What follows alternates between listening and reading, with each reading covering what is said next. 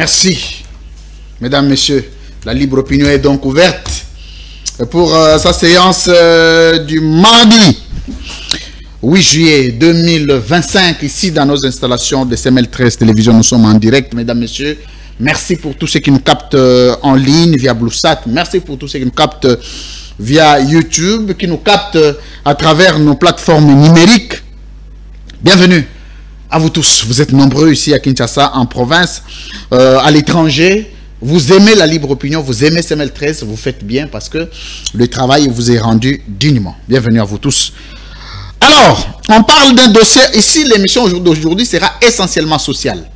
C'est une émission qui s'occupe du social parce que le social, c'est même le motif primaire de la politique. L'objectif de la politique, c'est le bien-être. Et le bien-être est d'abord et tout d'abord social. On ne peut pas se dire être en bonne santé si on ne mange pas, si on ne boit pas, si on ne dort pas dans les bonnes conditions, si on ne roule pas dans les bonnes conditions, si on n'a pas les moyens de transport. Donc, un pays qui n'a pas tous ces moyens sociaux-là, alors ce n'est plus un État, il faut chercher un nom. Si on dit comme ça, après un nom de petites réunions, vous voyez, nous sommes, tout ça, vous êtes, ils vont voir. Nous allons décider, vous allez décider quoi? Bienvenue. Nous sommes là et nous y serons. Papa Molière, Léon Mbalemba, Gragnao, Mbotenao. Non seulement on a pétition beauté, on a CPI, on a émission tout ça là, mais on bêta qui bordure, donc fin de faire éviter. Vous avez un micro. Non, on a bêta qui bordure. Émission, il y a eu une mère ou rien, hein? Oh, il y a demi-Dakar. Au moins, il y a demi-Dakar, demi-Dakar, c'est terrible, parce que ça nous sommes bon. À table, Tony Bango, mais il y a une petite bordure. Bon, tu sais ce que tu as battu, réponse qui n'a pas ça. Mais bonsoir encore et merci de me recevoir. Merci. Merci, Papa Molière. En tout cas, l'émission Nabiso, ils ont un carton plein. Ils ont une émission, il y a une grande audience. Alors, on a le Bissarayo. On a le Bissarayo. On a eu des questions aux alassos. On a eu Maïzoya, droit de l'homme. Papa Molière, Okenda Wapi. On a comme un chômeur. Ça va, micro, il faut que na zananga chômeur, na zo vanda, na zo occupé bakoko na ngai. Olinga bakoko no fort. Makasi presque na jo na komi nango soki za bangote nani bana bakomi na oyakei oyazakuna bazana basina bango na babokilo na bango biso etikali kaka. So ba ya otikelo bakoko bi bakoko ngo sala na bango ndeni. Ngai za so 2 jours ngai mo na ke ozo bango na makasi.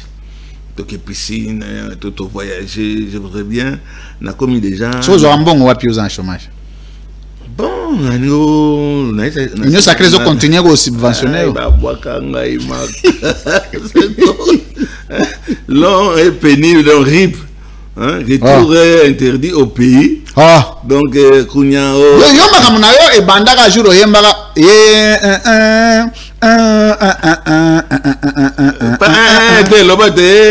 Chilombo Mimboka ezalaki basamba ke ba non Chilombo mo ya collègue na ngai to Toussaint Chilombo Send eza makamana omoni ba makamana so ba ambo mimboka na nini Chilombo Send tango tu sais à un certain moment tout ça, quand il était DG. Bon, il faut pousser un micro pour oui, puis que Azaraki, DG à RTN, non, il était ministre de l'information. So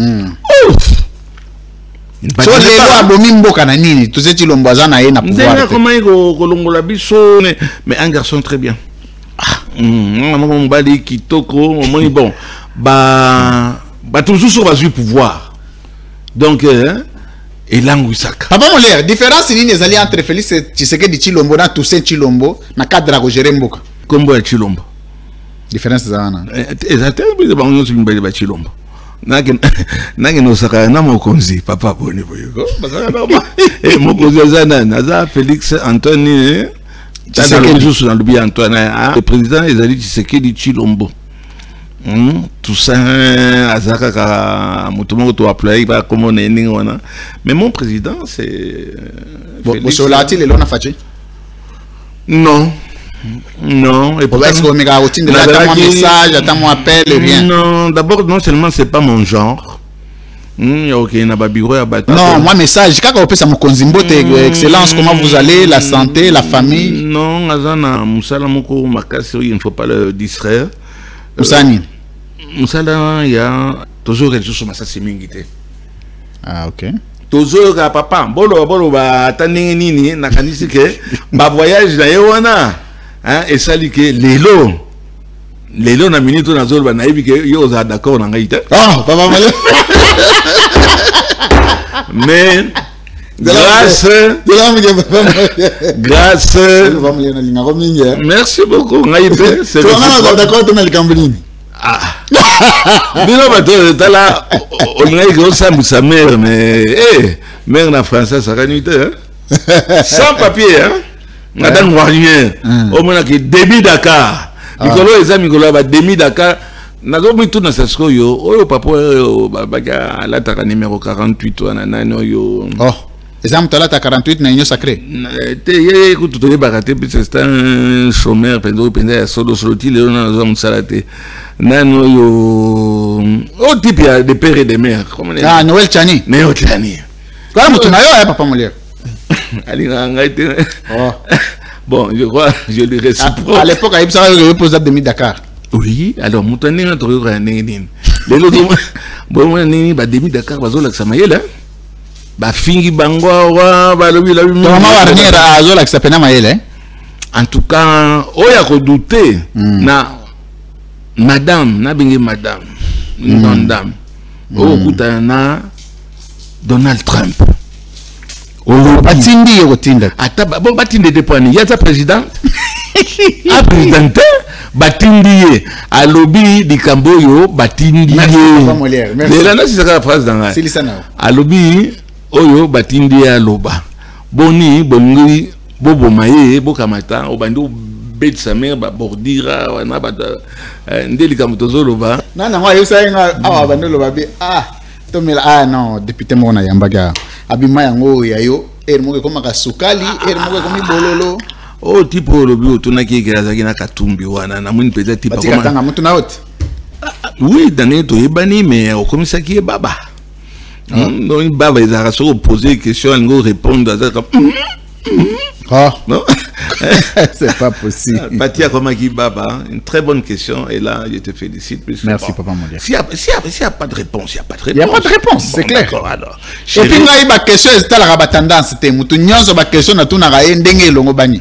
Omoni wana siko bato union sacré ba c'est pela ki on a tenu Katumbi, nani Kabund, nani azagi suna nani. Babeti maboko na union sacré kuna mabe. C'est toujours comme ça, mais toi pe ba inakio na ndenge. Tant on peut pas maman Wagner. Mère Wagner ba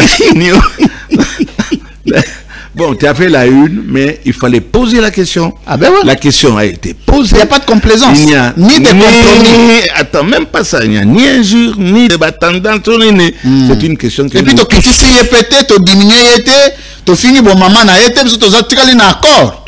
En tout cas, Mouyaya. Parce que il y a une réunion, il paraît, réunion qu'on a moité. Mouyaya, Asobakio. Donc, Asobaki. Les autres choses de la réponse j'espère que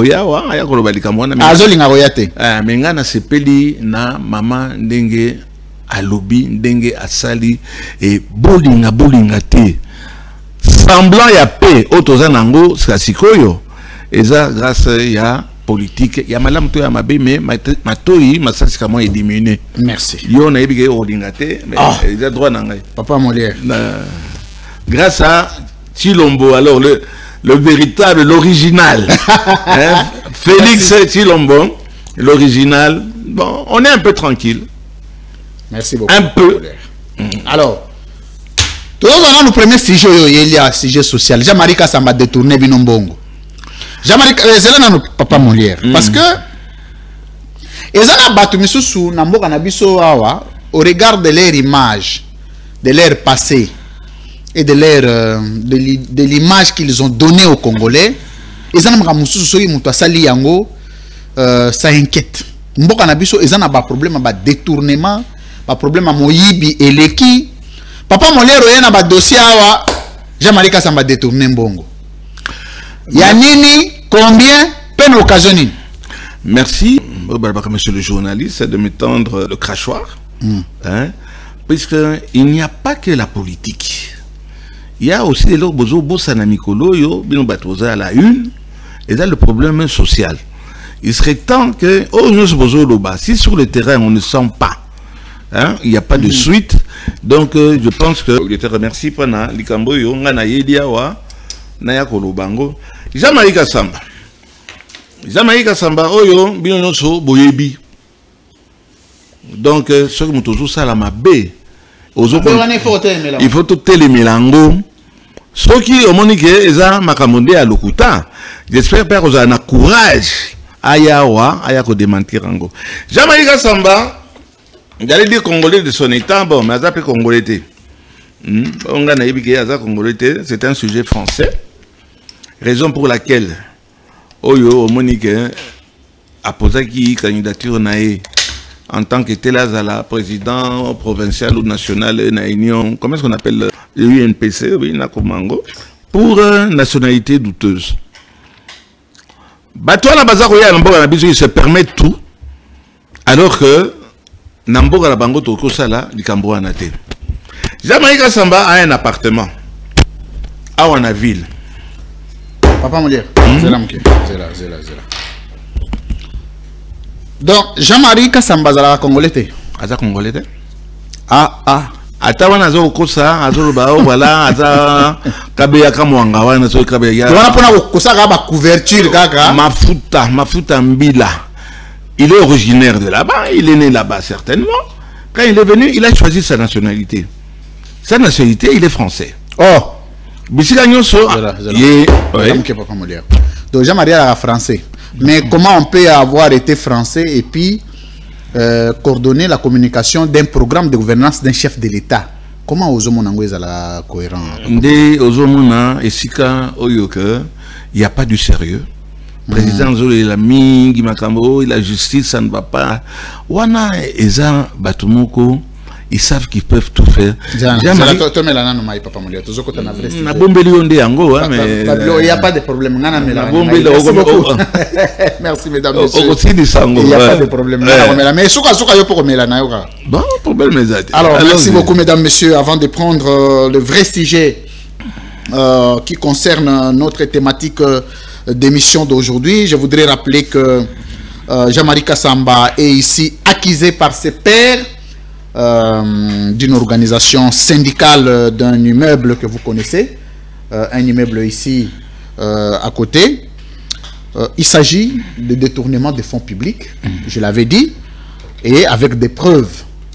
Et là, au-delà de ce détournement, Jean-Marie Kassamba est accusé de détenir d'abord le faux diplôme.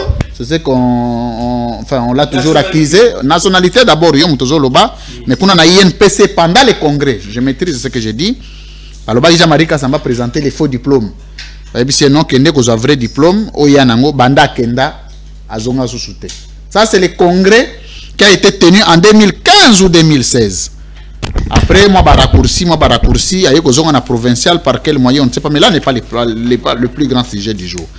Mais le sujet du jour, c'est le détournement, la nationalité de Jean-Marie Kassamba. Papa Molière, nous avons le bango na linga la penza sika. Jean-Marie Kassamba sali nini? Vous avez reproché nini? Merci beaucoup. Déjà, je viens d'apprendre encore cette histoire. Oui, il a toujours été accusé. Mais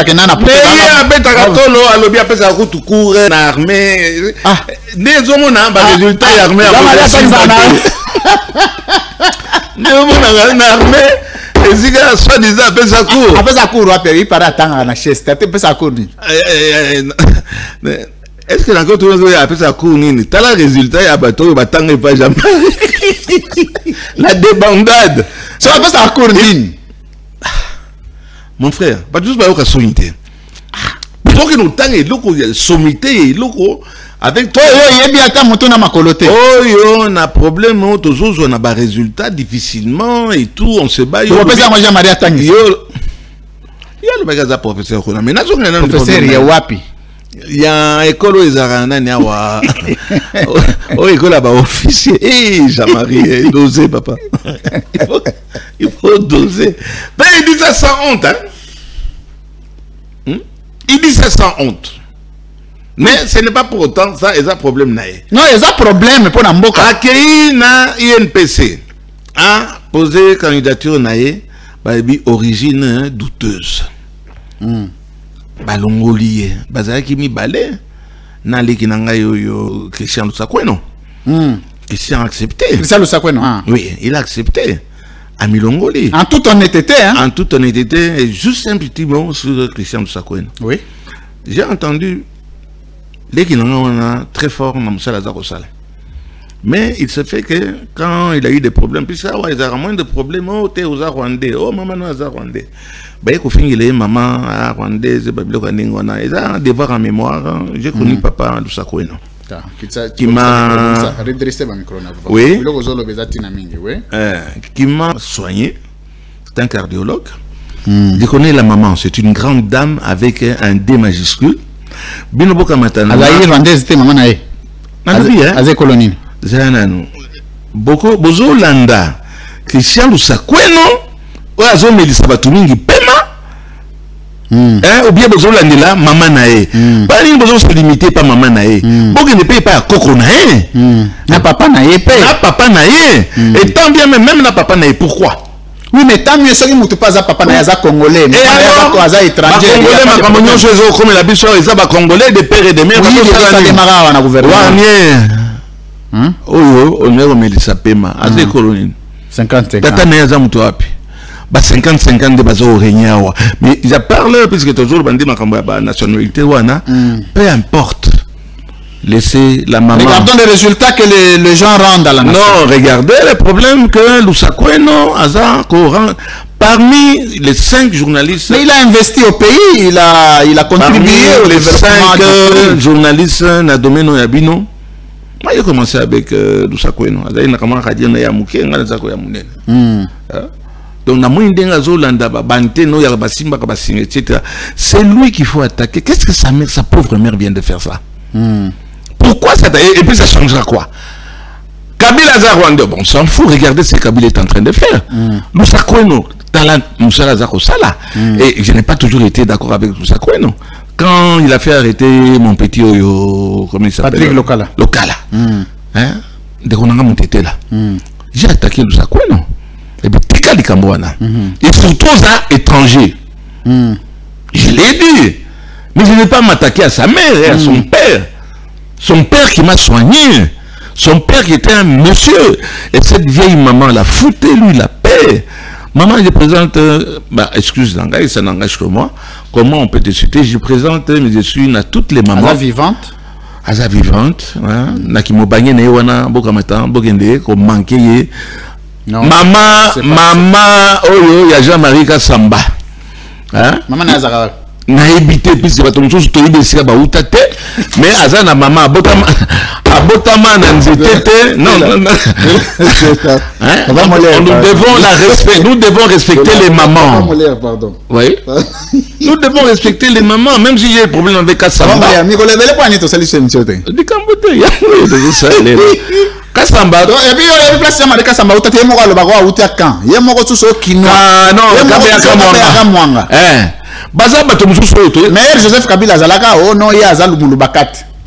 Joseph Kabila mingi batuna bango batumi batuna balibi mais même baninga na yo bokola ko bobeta kabale etc. Non ça dit que Joseph Kabila natanga Joseph Kabila Jean-Marie Kassamba bandolo bagé ya za mulubaka Jean-Marie Kassamba mulubaka. Moto yo a sali témoignage ya Joseph Kabila. Mais c'est Jean-Marie Kassamba. Non mais Jean-Marie a commis mutakabya kama ndeni parce que natanga kalandolo baza mulubakati. Après a commis mutakabya kama ndeni. Pour Nanga, excuse-moi, si c'est un terme, c'est un perturbateur. Il y a des gens comme ça, peut-être, une émission, l'honorable. Yanga, il a trouvé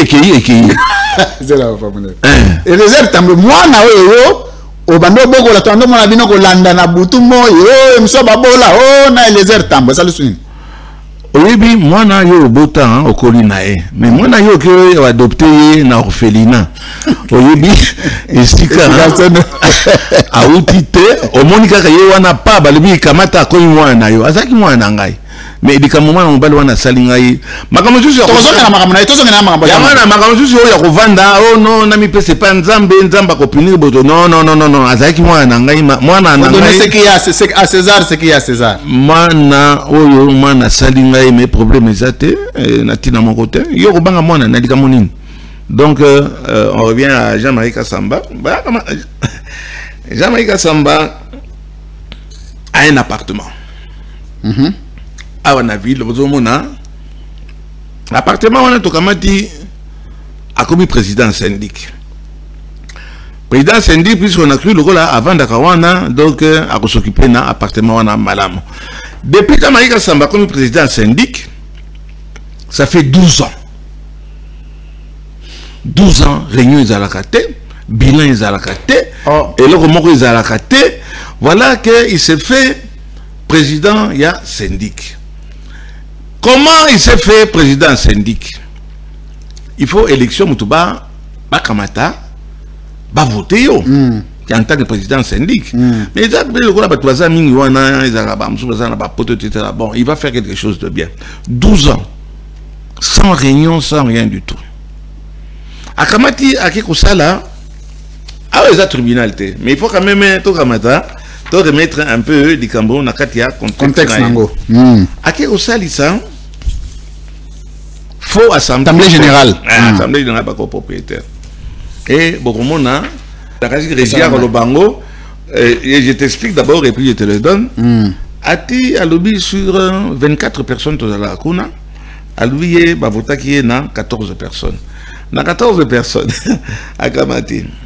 Monsieur Meda, Maître Meda, d'un côté comme on a été, a signé par PO. Monsieur Mohamed Akinde dans Liban a signé PO. Madame Lisa, Madame Lisa Wana. Lisa Nembalemba.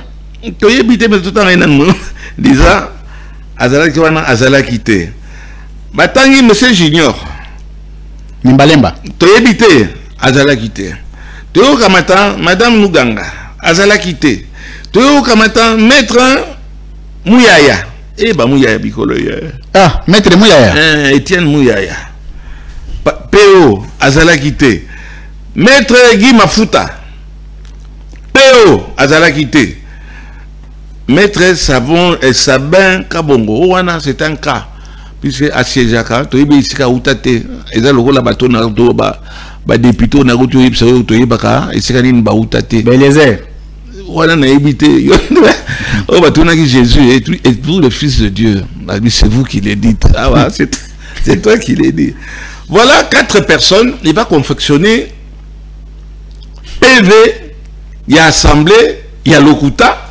Oh on a donc les listes de présence. Et puis papa Molière, visiblement, on a dit vers Wana. Donc, sur le plan d'authentification à document, ils ont le droit à signer. Ouais. On a des écritures à Moutoumoko à changer la signature. Mais c'est pas grave. Total non, il a gagné par 13 voix. Et 13 voix à battre Maman Moko Azawana, Maman Lisa a battu dans Yango a commis président il y a syndic un faux document faux et usage de faux. Wana kamati document wana asai nangonine akeko sala statut akeko modifier statut na statut wana oh yemoko asali a commis très bien que obligatoirement un syndic, il faisait un président, vice-président, na batomsusu au basi jakanae. Curieusement, Mukando ya salisi wana akenango wapi, akenango na société moko. Société Tower, Sokinini et tout. Pana kamata abimisa mbongo. Jean-Marie Kassamba akena société Tower. Abimisi Mbongo, première fois, $33 000. Et là, nous sommes en 1924. 2024. Oui. 1924, mais 2024. 2024, sorry. 33 000 dollars. 8 mois après, il y a sous 36 000 dollars. Alors, il me semble que la société il y a bantene dikolo ya immeuble. Ah, donc alloué immeuble. Alors que nous sommes des copropriétaires. Moi, la maille a béni déjà 70 000 dollars. Oui, ça va dire oui, que papa mon l'air pas un bongo. Le total est salé combien? 33 000 plus 36 000, c'est ça? 72, si je ne me trompe pas. Non, et ça lit 69 000. Non, 36 000 plus 36 000. Ah, 36 plus 36. Ça fait 72 000. 72. 72. Mais, monsieur le journaliste, tu pas que Obimsala ou un bon, Obimsa pas ça la ngonini. N'eto koyeba ezaya syndic. Ba pesi pas na syndic. Ake Obimsa bon wana yena nani? Yé d'abord en tant que Congolais. Là, ça n'a carte d'électeur. En tant que Congolais, à ça il faut et usage de faux parce qu'il n'est pas Congolais. Oh, bien sûr. Mais puis quand t'as mon lili. Bah tout le monde a mis non bon c'est pas oui pas le moi ça va c'est un bon ça c'est quand yo ba ko bi sambon il faut ça un témoin témoin c'est des biso ba copropriétaire oui c'est secrétaire il faut ça là trésorier il faut ça là amemi na wana e o ba lo na ba tété là amemi copé donc amemi copine na zela papa mon zela mke donc pour na ko yebimisa mbongo wa syndic ya bato nyonso oya biso ba copropriétaire azu comme témoin copine na ye copain au féminin copain na ye adoi copain na ça ça m'a bête hein oui tu peux être copain na monter ngolo batika ka c'est un problème de sexe ou bien quoi mais copine na ye copine na moi ça la ranine bon ça ni pas il pas appeler na mon candidat qui est secrétaire qui est secrétaire maman wana comme on est maman Sandrine tout le bagaka Sandrine nani komba pe la wana zela Sandrine non likambote ele kaka société wana comme nango un fraco lui pas topé ça bino là il faut y en a mutu il y a une copine il y a une copain et pas battre là c'est copain il y a une comprendre besoin mona na photo na mais business vous allez to accompagner na honte ok na mbongo wana sasko ok nango wapi butamuntu akamati akotiango na compte nae na copine nae ye seul signataire ye moko azo signer bongo ekomi yae na copine nae mais 2 ans sasko yo suis 72 000 dollars sans compter Bambonga Papano, il est arrivé, il a à peu près 80 000 dollars. Il doit justifier. 80 000. Immeuble Ezakopola. 12 ans de gestion. Si on a une image, image Ezakopola. Papa wana amona nakate. Ok, nasima, il y a immeuble. Tala ba préservatif, ba capote. Au pluriel, ma pote, comme excuse, mais il n'y a pas d'autre nom. Il y a préservatif, je n'injurie personne en disant bah capote. Mais nous vivons là-bas avec femmes et enfants et petits-enfants. 12 ans. Papa Bima à l'Ingité. Papa créé bah, assemblée à élection à l'Ingité. Na mi nake ko funda yo. Nake wapi nake na tribunal. Na fundié. Au moni bakamati ba condamné ezaliawa d'abord société wana batika kosala et monsieur Jean-Marie Kassamba ba obligé akamata asala ba élection où il y a président il y a assemblée aboui asali angoté. OK, d'accord, problème ezate trolembaté naki disusu na tribunal.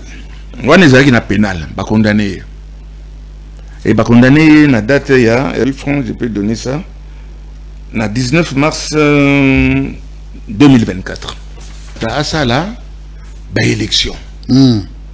Binopi Badozo, Pesambongo, bo stoppé.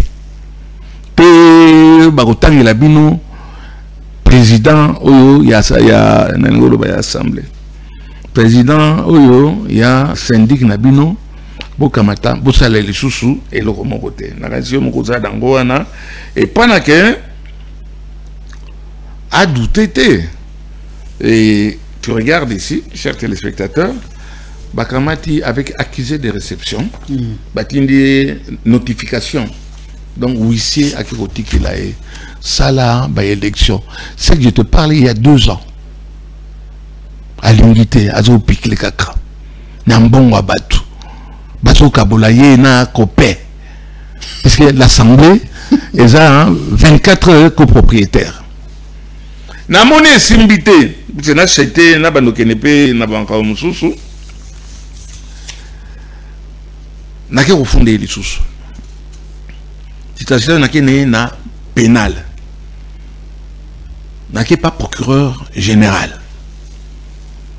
Procureur général akamati a eu plainte nanga, ba convoqué ngai, na confirmé plainte ngai et comme il a l'air que bakamata ba benga kasamba.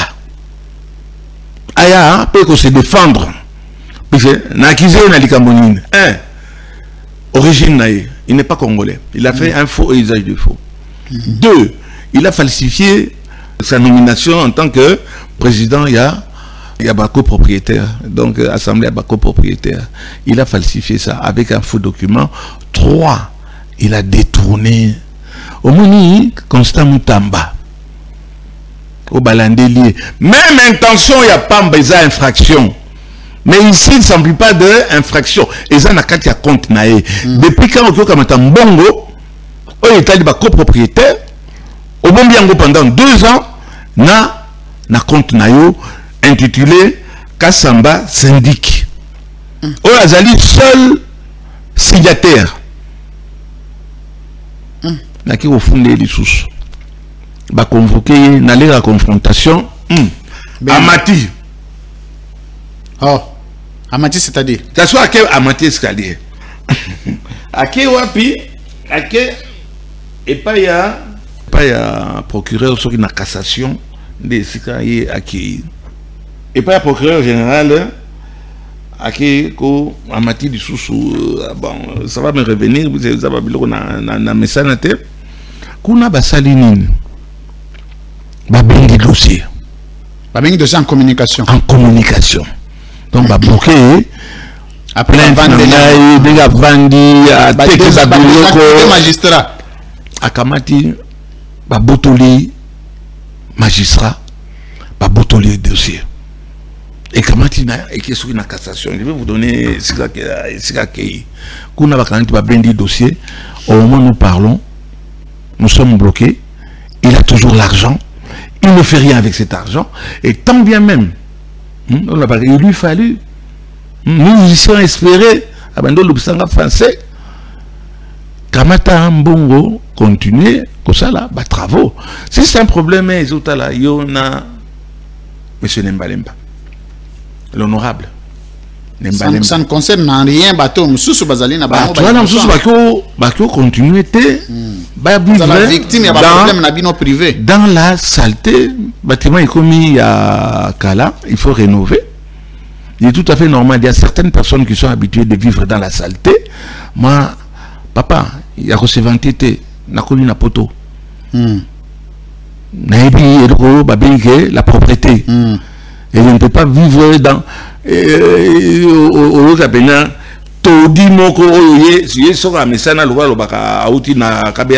ça c'est son problème. Alors s'il y a un problème avec moi, on continue avec moi. Salité zolobane l'autre. Pardon? Salité lobana l'autre. Bah pourquoi bah ça va pourquoi comme le roi chat. Donc pourquoi comme le roi niao. Voilà. Tu crois que le problème est fini?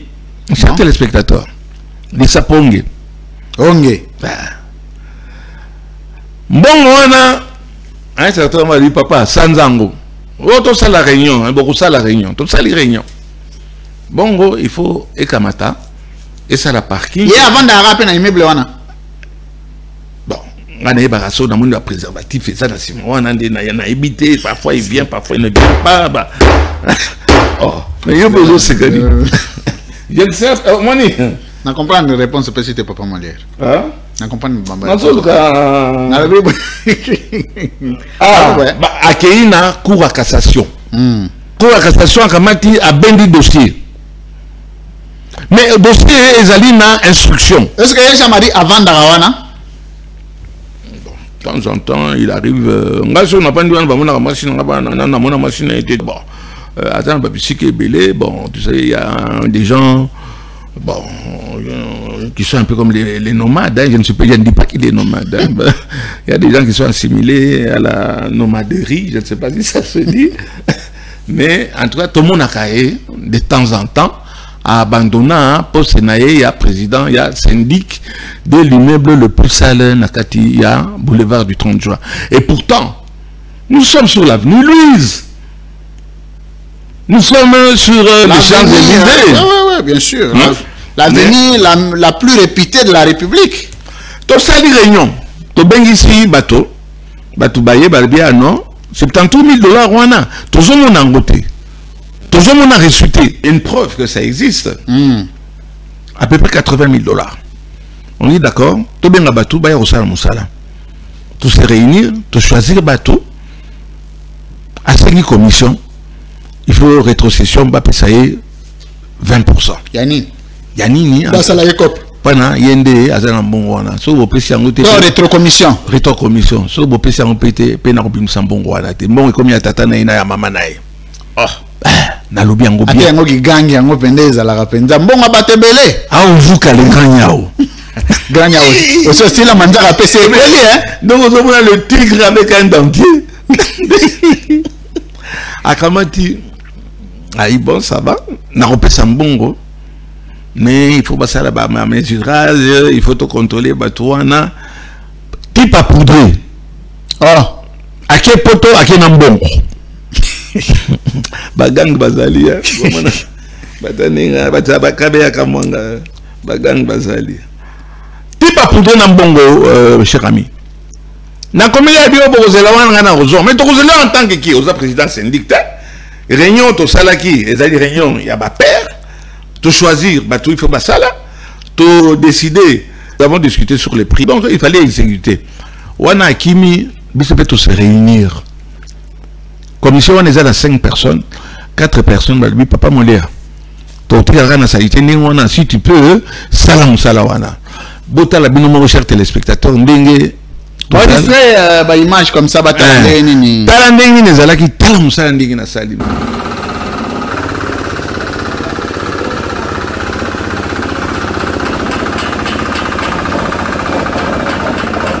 Salaki Toko, Talangi. Ouais, papa, Salaki Toko, tout le monde a mis sur Salaki.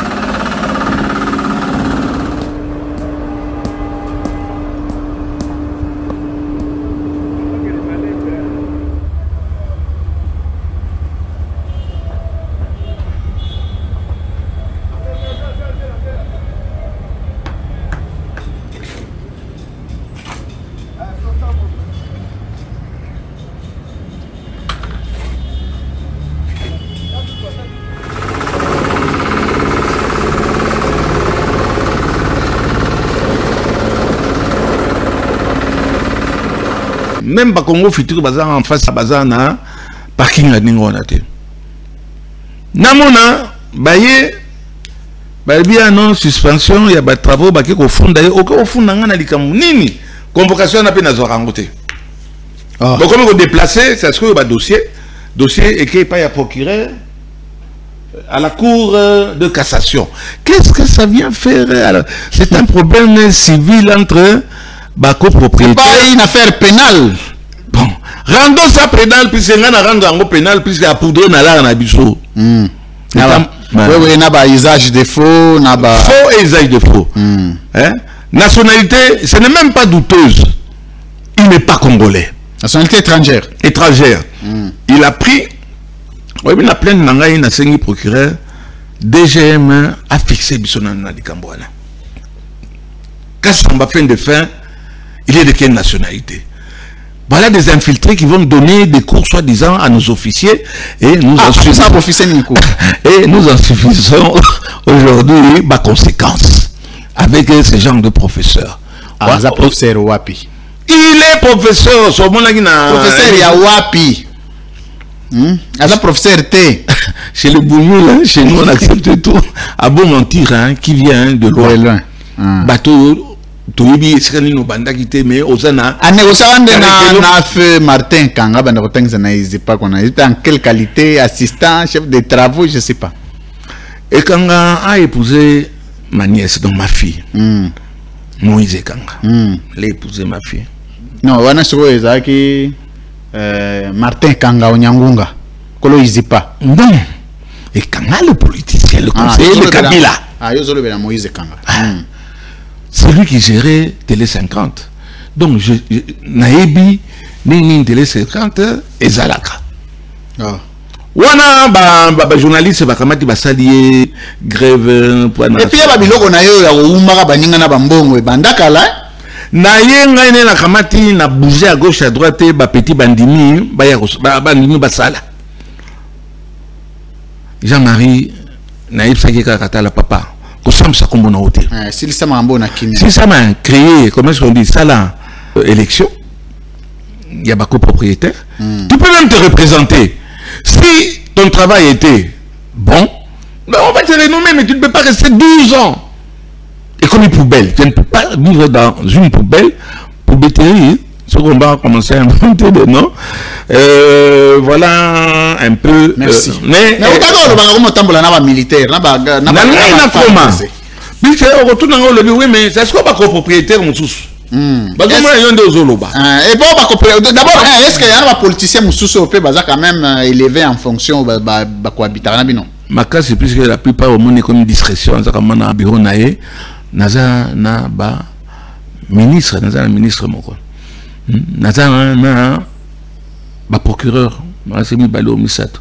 Et si kawana ezali convoité puisque eza au monde ba tobakeni na Belgique donc avenue Louise. Na France tozali na ceux qui ba la Champs-Élysées. Batoizo la biso mais et comme na sonyo lo baké j'habite batete là. Pas na matumoli na ya ko peka ka kombo ya école na ngai. Ah. Ya batete là. Et c'est batete bazaka ninga on a tête. Ah. Batete là bazaka propre. On a même balo sonné to dia ka bani je regrette beaucoup. Et to ibo kabola so to zo dia lo so mo ba dio so comme ça ça ka ma ba mbomezo ko ya et ça le ko là yé moluba. Non, so a dit fufu na ye amela kango bala moko alors OK na caisse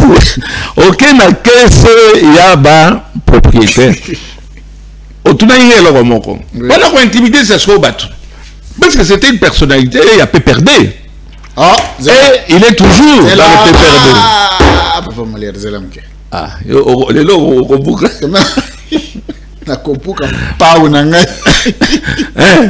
mais pour n'avoir la nuit la mélamai. C'est un haut cadre, il y a PPRD. Jean-Marie il est là, ça n'a pas perdu. Bien longwa. Non. Ce sera comme une dépêche là comme. Non, c'est un haut cadre. Il y a même Babylone, on a mon Sampengo. On a eu Pengo conseiller petit nayo ou nekonayo. Pengo vraiment toi, ça l'a bien. Un homme très poli vis-à-vis des gens. Vous avez besoin de voir les sous. Asa tozongi ya papa wana za mutape perdre. Est-ce que azotambola na basoda? Pona ko intimider bato nyonso ba meuble wana. Azotambola na ba policier, ça c'est pas un problème. Nga naza député. Nazalaki député. Les mieux élus. Ça atambola mama basoda, o ça lizo ni. Nanga na loba na bila. Basoda ya ba unité. Bani na ngoloba. Nazotambola na popularité nanga nazotambola na soldate tire le ntambola na soldate ya zotambola na 3 soldats na garde en civil nazata na garde de mon côté yo mo mutokumbaka ngami ko nakumba mikolo nde na komi ile mzuzu lokana lala na volant nde na kozwa ya ina ni même pas wima na komi na chauffeur mais ngana kozala na ba garde quoi que dikamo wana mon général yom tozo zanga ba effectif. Mais d'abord, il y a une unité. police militaire deux ya police moko ya FARDC bango nyonso bazali armé et non seulement bazali armé bazali na ba cartouche oyo ba omoni ba biloko wana ba chargeur wana balala kawana balala ka et place wana eza place moko eza très stratégique hein sur le plan yo bamona ba policier na yo ate minduki côté président azoleka bolanda kama séquence oyo na tieli bino esika policier na ya za ko menacer ngai ça va na kozo ape oyo ko sanga ape pa na ngai alors pesa ngai lokumu wa soda d'accord monsieur ouais et na sengi au général policier na ya zo menacer ancien député national oui pas na ya ko tika ba pavé na bongisa epananga nazo bongisa ndi epananga ina mbongo na ngai moko na détourner moko ya mutu moko te soit ando menacer ko asanya beta yo bakitsa biloko te yo pe ngai ozotianga musapine azo soke nini ada kazo soke yo pe ke yo pe ke ba wana ko tika te oyebite mutu ke sika bozotia ba biloko eza mutu ka patron na ngai Jean-Marie Kasamba papa aza chef na yo et puis papa n'oublie pas tu es policier il y a un patron un civil à cause de la patrouille à policier patron à policier dans l'état. J'en appelle ici na général Oyatinaka ba protéger ba autorité. Jean-Marie Kasamba n'est pas autorité. Jean-Marie Kasamba aza muta peut perdre. Bon mando pesa mando za peut perdre. Bon mando pesa mando ke pa batotozo lo ba ke ba za ennemi na biso. Oh le allez puis non mando ke zo ki ba za ko louer ba le Massassi et consort. En quelle qualité il peut avoir 6? Donc 3 au Bavandaka na batite là, 3 au Bavandaka et pas naïe azarana bon tu es sur Kalouaka ou bien sûr les aïe côté ya Ozerte au Bakengelaka le pango ya Tiabilo konae. Mais enfin mon général c'est quoi cette histoire? Je vais écrire à l'auditeur le général Kassongo ya bissoir. Mon général n'attends comme le général Kassongo auditeur il y a mais c'est Kassongo ça longwate té ozoka wana iza Kassongo Silvano oyo akendeki na Kisangani auti ozonga azongi so na Kishasa bapesi poste mususu na Kishasa na Kishasa ya formation encore réel nga Kishasa après akoma so na ville Kishasa yeto linge so testing ba yego boma yekuna yego ki no yebike déjeuner ozo déjeuner na manioko na nguba wana eza garage on a eu pandi passe azongeli mapa général Kassongo Silvana ayi pada kokonda libumo diminué.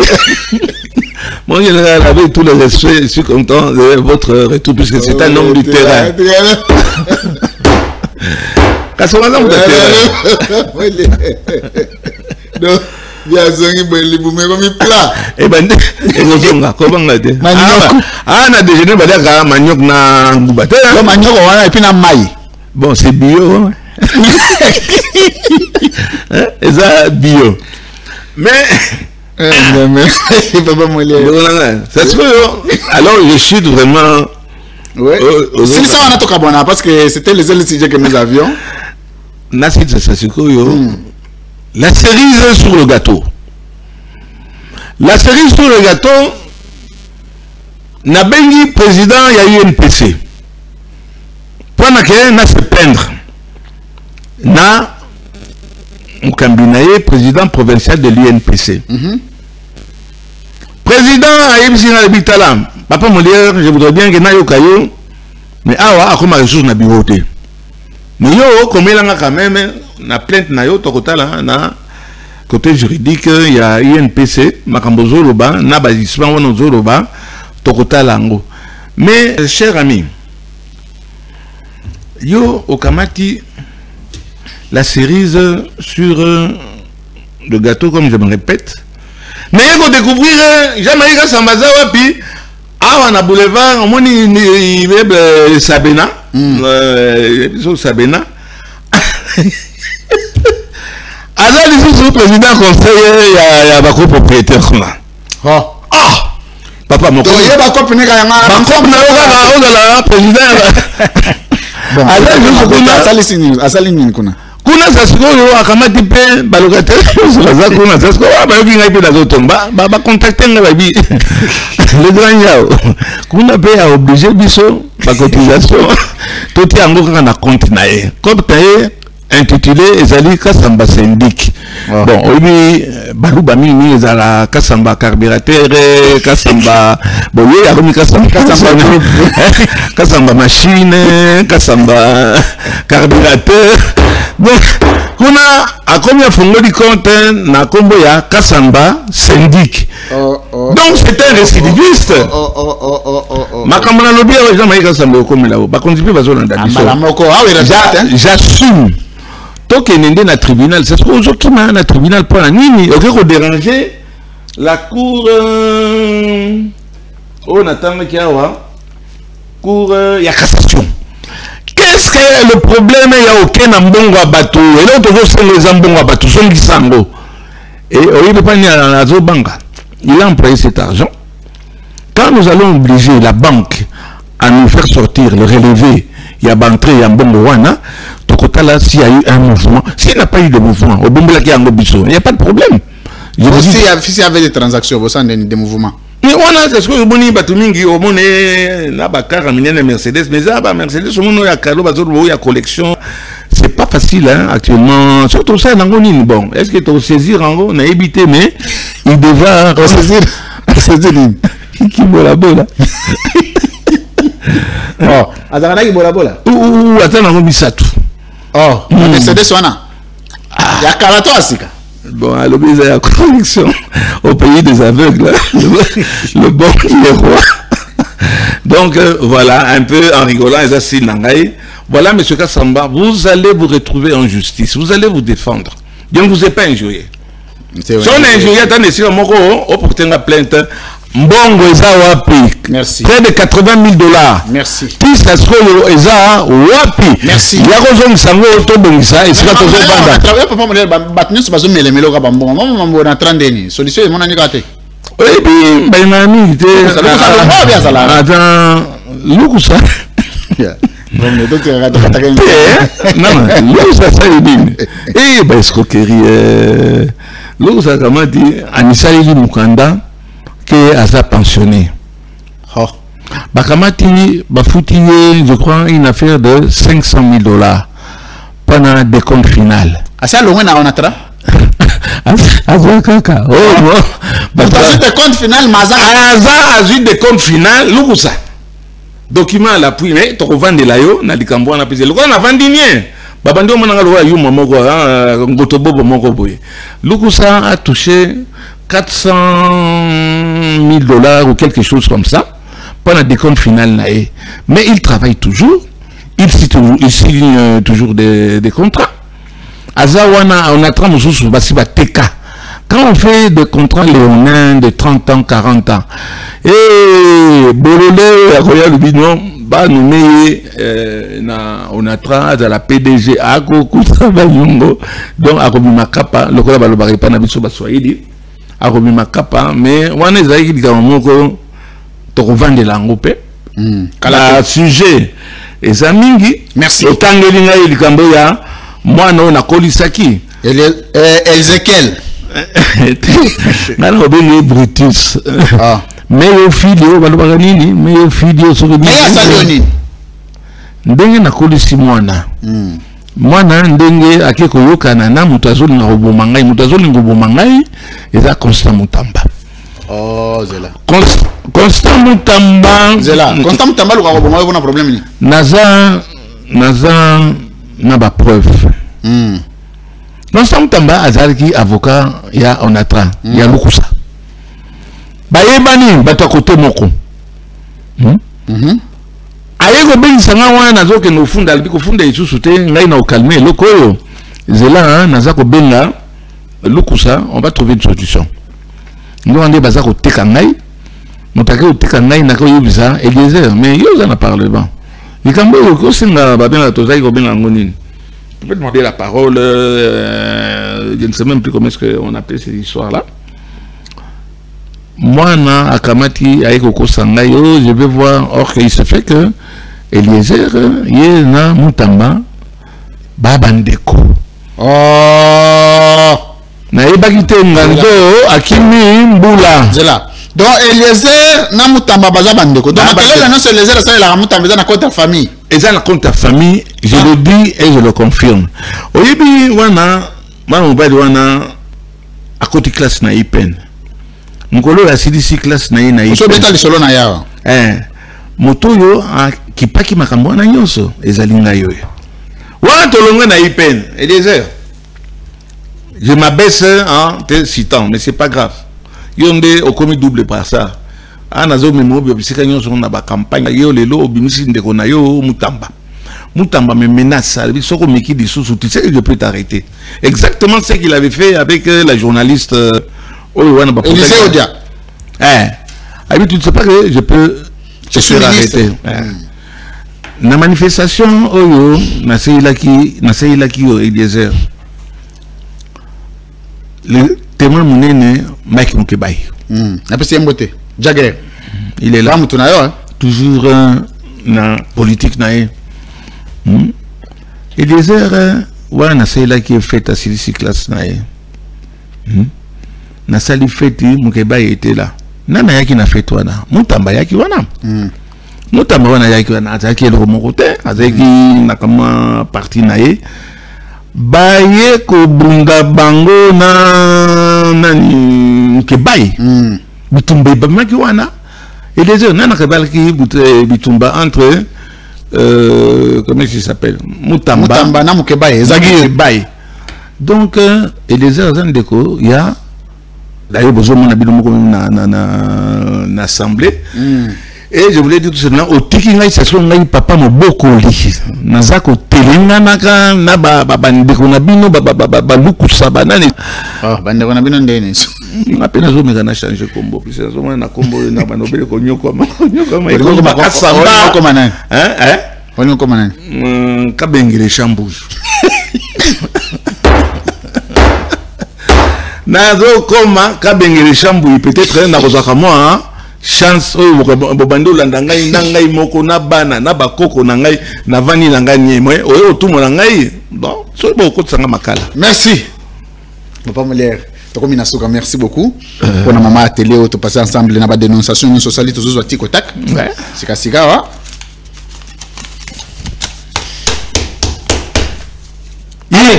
Inda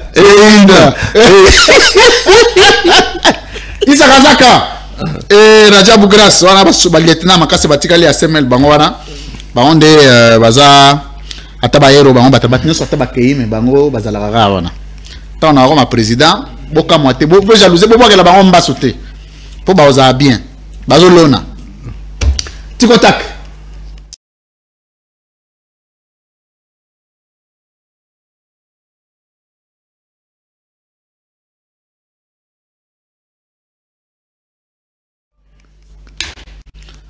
Monsieur Léon Nembaleba, face à la caméra.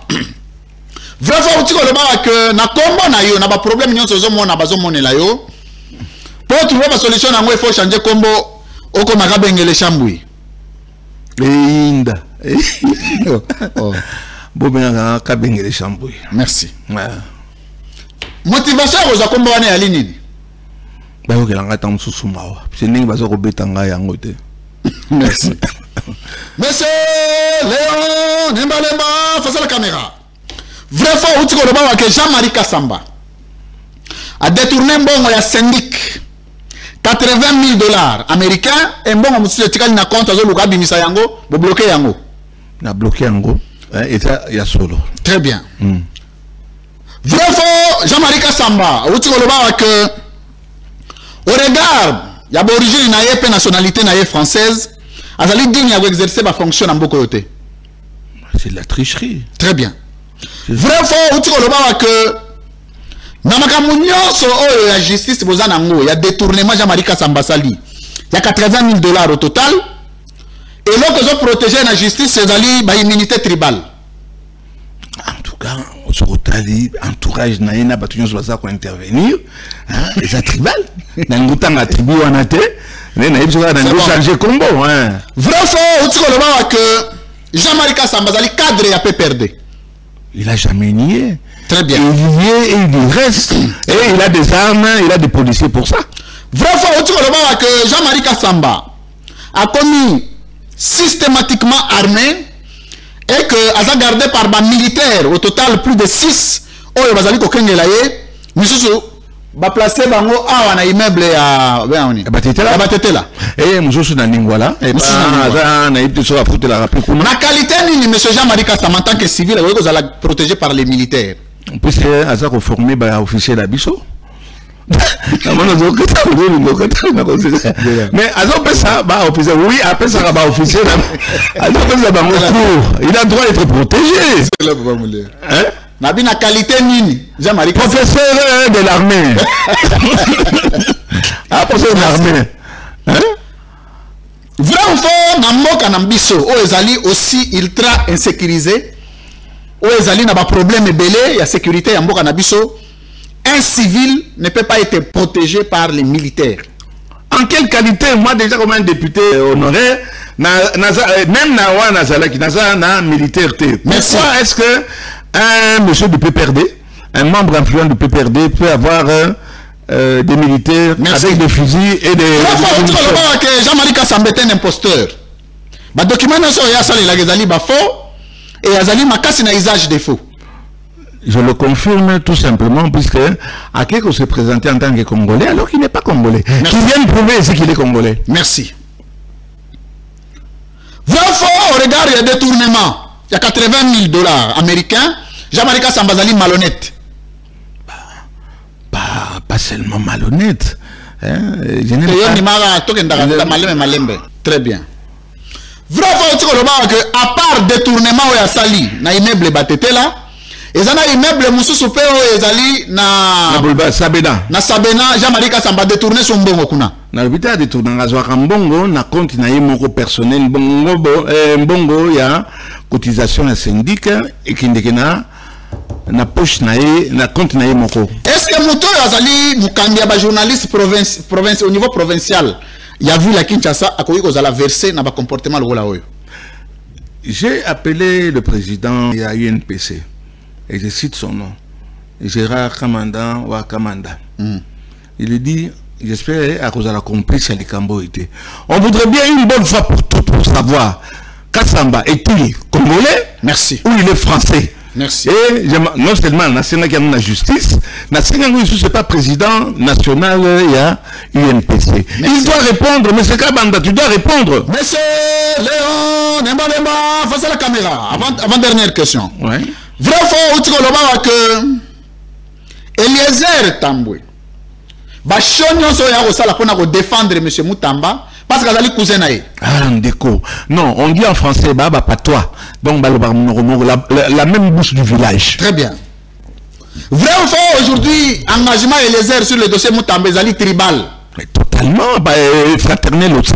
Très bien. Hein? Vrai ou faux, que monsieur Loukoussa. Azali DG ya Onatra a outil qu'on soit 500 000 $ à titre de compte final, mais on continue qu'on a la DG ya Onatra. Peut-être pas 500 000 $. Bon, ajoute déjà 420 000 $, il y a des comptes finales. Très bien. Mais il continue, ça fait 2 ans, il continue à prester et à toucher encore de l'argent. Est-ce que Namboka, dans un état, aux hommes normal, que Moutazu des comptes finales, mais on continue qu'on a salaire à l'État? Oui, bien sûr, parce que ça zone bagaza, il y a Tambla président de la République. Natangi Ndeko. Merci. C'est limité à Ndeko. Est-ce que la République Lélo est allée résumé, réduit à la seule tribu et Ndeko, plus aucun principe, aucune règle ne guide la gestion publique? Écoute, ce n'est pas pour rien donc comprenez mon émotion. C'est géré à ça. Nandenge bazonyo kolanga yawa. Bango na bango. Et tout ana. Bango na bango. Na epte soye makanze makofi wana. Kofi na pesi mbote. Pliez papier, papa Moulé. Monsieur Seli. Est-ce que n'a que me l'a respectez le droit de l'homme.